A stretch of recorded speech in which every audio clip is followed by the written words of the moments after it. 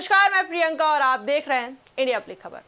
प्रधानमंत्री नरेंद्र मोदी के केरल को लेकर दिए गए बयान के बाद सियासत एक बार फिर गर्मा गई है। वहीं अब इस पूरे मुद्दे पर भाजपा प्रवक्ता शहजाद पूनावाला की तीखी प्रतिक्रिया सामने आई है, जिसने राजनीतिक माहौल को और भी मसालेदार बना दिया है।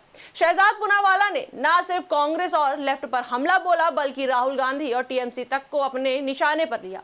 शहजाद पूनावाला ने कहा कि प्रधानमंत्री नरेंद्र मोदी ने केरल के संदर्भ में जो बयान दिया, उसने लेफ्ट और कांग्रेस के दोहरे चरित्र को पूरी तरह उजागर कर दिया है। उन्होंने आरोप लगाते हुए कहा कि ये पार्टियां जनता के सामने अलग अलग चेहरे दिखाती हैं, लेकिन अंदर खाने उनकी सच्चाई कुछ और ही होती है। ये केरल में तलाक तलाक तलाक खेलते हैं और बंगाल, दिल्ली और पूरे देश में निकाह फरमाते हैं।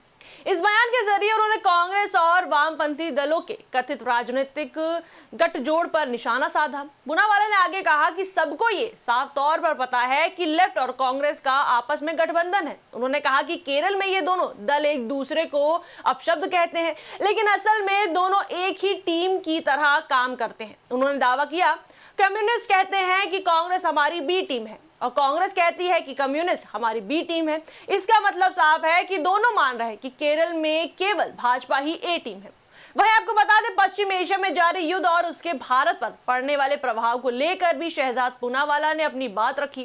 उन्होंने कहा कि विदेश नीति पर राजनीति नहीं, बल्कि राष्ट्र नीति होनी चाहिए। उन्होंने जोर देते हुए कहा कि भारत की मजबूत विदेश नीति की वजह से स्ट्रेट ऑफ हॉर्मोज से भारतीय जहाज सुरक्षित आ रहे हैं, जिससे देश की ऊर्जा सुरक्षा बनी हुई है। उन्होंने ये भी बताया कि खाड़ी देशों में करीब 1 करोड़ भारतीय रहते हैं, जिसमें बड़ी संख्या केरल और दक्षिण भारत के लोगों की है और वे भी सुरक्षित हैं।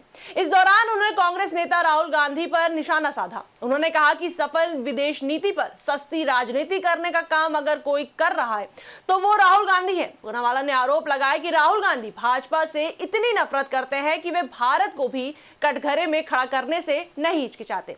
इसके बाद अपनी बात को आगे बढ़ाते हुए उन्होंने कहा कि ये पहली बार नहीं है जब राहुल गांधी पर इस तरह के आरोप लगे हों। कोविड काल का जिक्र करते हुए पूनावाला ने कहा कि उस समय वैक्सीन के खिलाफ दुष्प्रचार फैलाकर पैनिक क्रिएट किया गया।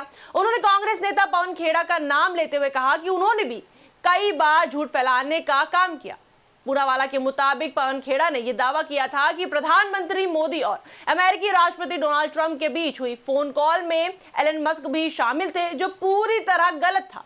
वहीं इसके बाद पूनावाला ने कांग्रेस पर हमला जारी रखते हुए कहा कि भाजपा का विरोध करते करते कांग्रेस अब देश विरोध की राह पर उतर आई है। उन्होंने आरोप लगाया कि कांग्रेस के लोग पैनिक पैदा करके उसका फायदा उठाने की कोशिश करते हैं। उन्होंने कहा, ये लोग गैस सिलेंडर अपने घर में छिपाते हैं और फिर ब्लैक मार्केटिंग करके बेचते हैं।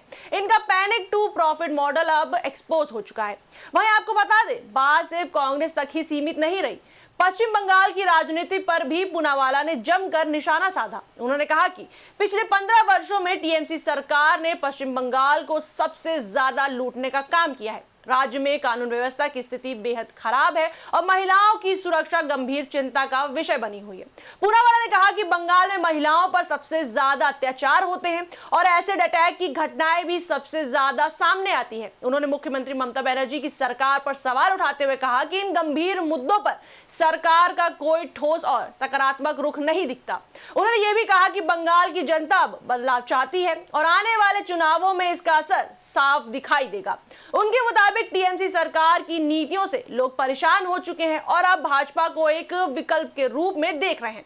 कुल मिलाकर शहजाद पूनावाला के इस बयान ने सियासी माहौल को और गर्मा दिया है। एक तरफ उन्होंने कांग्रेस और लेफ्ट के रिश्तों पर सवाल उठाए, तो दूसरी तरफ विदेश नीति और राष्ट्र सुरक्षा के मुद्दे पर भाजपा सरकार का बचाव किया। साथ ही बंगाल चुनाव को लेकर टीएमसी पर भी हमला बोलकर उन्होंने साफ कर दिया कि आने वाले दिनों में राजनीतिक बयानबाजी और तेज होने वाली है।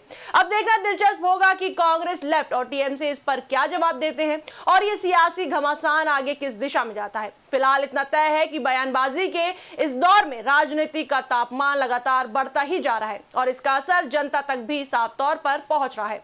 इस पर आपकी क्या राय है, हमें कमेंट सेक्शन में जरूर बताएं। वीडियो को लाइक करें, शेयर करें, हमारे चैनल को सब्सक्राइब करें।